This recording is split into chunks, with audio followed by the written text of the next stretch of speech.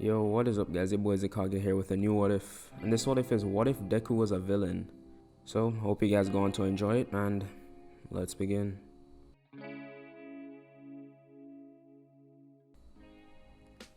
So, this story starts off with Izuku going to the quirk doctor, with his parents, Inko and Hisashi, of course. And they arrive at the quirk doctor. They do the ordinary tests, the x-rays, just to figure out if Izuku has a quirk or not. And actually in this one, Izuku has a sister, but I'll get to that. And before we get into if he has a quirk or not, let's get into some important backstory on his parents. Inko was always a hard-working woman, but always got the short end of the stick. She has been in bad situation after bad situation, and just many accidents just piled up, causing her to use up all her savings and spending money in general. She's currently in 5 jobs and barely hanging on by a thread. And to put the cherry on top, she's being evicted from her apartment, so there's that. But a little hope was there. Her neighbors were generous enough to give her some money at times, but it soon got difficult for them because, they weren't in the best financial situation either. So they soon cut ties with her. So the day of her eviction, she was working at McDonald's, one of her jobs, and Hisashi came in.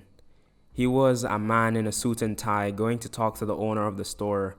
But as he passed by Inko, their eyes met, and it was a kind of feeling, some kind of spark, maybe love at first sight. After that, she got his number from her boss and began talking to him using, her other neighbor's phone because she can't afford any phone plan and had to sell her phone to buy food for the month. So later that week, they actually met up at this pretty good restaurant, 4 stars, and they had dinner. And to Inko, it was like the best thing she's ever had in months, while Hisashi is on a daily basis, And Hisashi more than obliged to give Inko some money because during dinner she was explaining her hard times, but she didn't want to. She felt like she was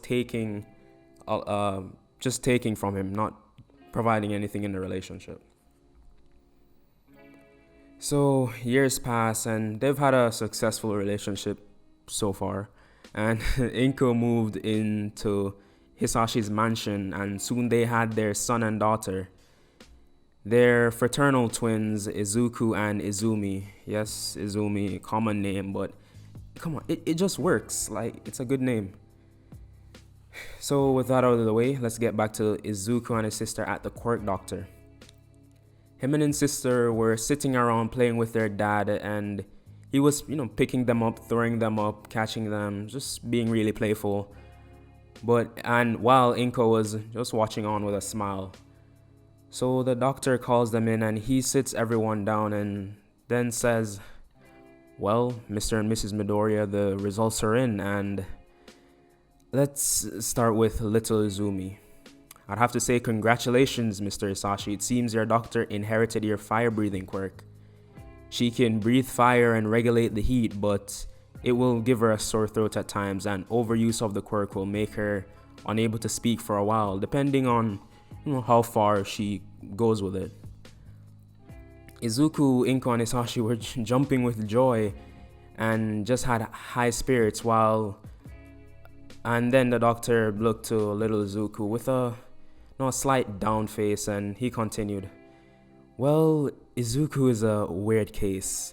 And Inko and Hisashi gives the doctor a confused look. Then he continues, you see, his x-rays suggest he has a quirk, but we can't pinpoint anything. He may have either a subtle quirk or just not formed yet, so for now would have to deem him as quirkless. And Izuku looked on with emotionless eyes, his dreams of becoming number one, all shattered so easily. His dreams of becoming the best just flushed down the drain without a second thought. Izuku, just lost in this spiral of sadness, looked towards his father for support and compassion, but he looked on with disgust. Izumi laughing, saying, "How pathetic, Izuku." And Inko just looked at him with sorrow. She had tears in her eyes, knowing how hard life would be without a quirk, and trying to hold back her tears, saying, "I'm sorry, Izuku." Hisashi stood up and said, "Okay, doctor, we've heard enough. Thank you for your time." They all went back to the car, and the drive home was silent, apart from Hisashi's occasional glances through the rearview mirror to Izuku and his occasional compliments to Izumi, like, "Oh, you're gonna be the best, you're gonna become number one," while Izuku just sat in silence. They got home and Izuku felt a different atmosphere from his father. He was more distant, unresponsive to his questions, and just neglectful. He treated Inko the same. How could you make such a weakling?" was the exact words Izuku heard from his father in his room before a sharp clapping sound and soft sobbing. When it came to have dinner, Inko prepared dinner, but no plate was set for Izuku. He questioned why, but was met with silence from both his parents. He tried tapping his dad on his leg, but Hisashi jerked his leg, just trying to keep Izuku's quote-unquote filthy hands off of him. But to a 4-year-old, that little leg jerk was enough to knock Izuku back, sending him to the floor, hitting his head. Izuku began crying, and Inko rushed over to comfort her son, and Hisashi just tisked and walked off with Izumi, who became a bit fearful of her father. Yes, Izuku was quirkless, but did he really deserve this? The next day at school, Izuku walked into class and all eyes were on him. Unknown to Izuku, Hisashi had told his teacher that he was quirkless, and this news spread like wildfire throughout the staff and was picked up by the students. He walked to his desk and people whispered and snickered. "Did you hear he was quirkless? I know, right? He's so weak. Why did he even bother showing up? I bet Bakugo is gonna beat his ass." And as he was about to sit in his seat next to Bakugo, because they were friends, Bakugo shot up immediately. "Ew, you don't deserve sitting next to me. Get away, you quirkless nobody." And Bakugo shoved Izuku, but with the little control over his quirk he had, he let out a little explosion with the shove. This sent Izuku back into a desk, knocking it over, and the teacher ran over frantic, but before even helping Izuku, he told Bakugo, "Well done, kid," and ruffled his hair. Izuku laid there, the metal chair leg digging into his skin, and the desk landed on his fingers. Izuku managed to pick himself up, but just stood in the middle of the class, bruised and lightly bleeding. And it was as if he had an out-of-body experience. He just saw himself, pathetic, an ant surrounded by giants. He ran out of the room, out of the school. He began walking aimlessly and soon got lost. He began looking around, and this was the bad side of town his father always referred to as Murderville. Great name. He started walking and managed to lay low until nighttime, but he couldn't bear the hunger. He began walking again and found a deli. He went around back to the dumpster, began foraging, and he came across the occasional rat and raccoon, but he didn't come across anything edible, just raw or just rotten meat. He wasn't resorting to that, well, at least yet. And since the dumpster was in an alleyway, the light illuminating the alleyway began flickering, and at the end of it, he saw a dark figure. It began coming closer, and Izuku, being scared, started running. But being that he has short legs and low stamina, he didn't get very far, and soon cornered himself. With nowhere to run, he closed his eyes, hoping for the best, the tension growing by the second, and as Izuku heard the footsteps coming even closer to him, he just tensed up, and then nothing happened. When he opened his eyes, he saw his mom. He saw his mom in a dark hood crying. She hugged him tightly and started, crying her eyes out. And Izuku was still in shock, and carried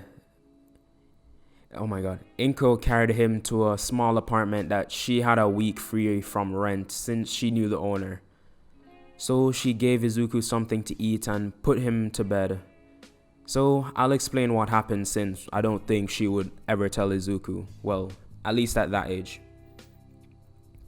So this is this is the same day, but when school was over. So later, when Inko picked up Izumi from school, she felt bad for Izuku, so before even 5 minutes passed, she told her mom what happened. And Inko knew Hisashi must have something to do with this, so she went home to confront him. And she said, still kind of afraid of what he could do to her. "Hey, Izuku has gone missing. We need to report it." Hisashi looked at Inko, scoffing. "Why should I? That quirkless thing isn't even worth any of my time." Inko said, but then she got cut off. "Well, if you want to look for him so badly, then go." He orders his butlers to drag her out, and so they did. But one of the butlers felt sorry for Inko, so after 5 minutes passed and Hisashi had entered his bedroom, he snuck out and gave her, hers and Izuku's clothes and an envelope of money. Then wished her the best and left her outside. So back to the present, and it's morning. Izuku woke up on the hard mattress, and he looked to see his mom next to him, sleeping. He got up and went outside because he was curious of where he was, and Inko forgot to inform him of the one rule: don't go outside. Because they're still in the bad side of town. Because they're still in the bad part of town. He was looking around, and behind him a hooded figure appeared, rushing him with a knife. He held Izuku up high by his collar, threatening him with the knife for money. He said, Hey, wait, please don't." And the robber said, "Shut up, kid, just run your pockets." Izuku said again, "Please don't." And the robber, with a softer voice this time, said, "Just give me your money, kid." Izuku said again, pleading for his life, "Please don't do this." And the robber listened. He put him down and went about his business, and almost being stabbed was freaked out Izuku, so he ran inside. And after going in, luckily Inko was still asleep, and Izuku is still a smart kid, so cogs began turning in his brain. He began thinking, why did the robber let him off so easily when he could have more easily just killed him on the spot and took all his money? He could have felt pity, but still, he could have just taken it by force. So this is where I explain Izuku's quirk. And quirk name Suggestion. His quirk is a psychological based one. His quirk allows him to guide a person's thoughts and feelings or even behavior without the person even knowing it. With his drawbacks being, since he's playing around with people's emotions so much, his own become dull, and over time he won't be able to ever express his emotions but have complete control of others. So with that out of the way, I feel like this is a good place to end it. You guys can tell me where you think you'd want this series to go. And this series, I'm not making him like Planet Buster level off rip. So yeah, in this I'll be talking about more psychological stuff like crowd manipulation, self-hypnosis. Pretty interesting stuff once you understand it. So yeah, don't be scared, it's really simple. So I hope you guys see the potential with this. And like, I can literally make All Might a villain with this quirk. So yeah, but I don't know, maybe.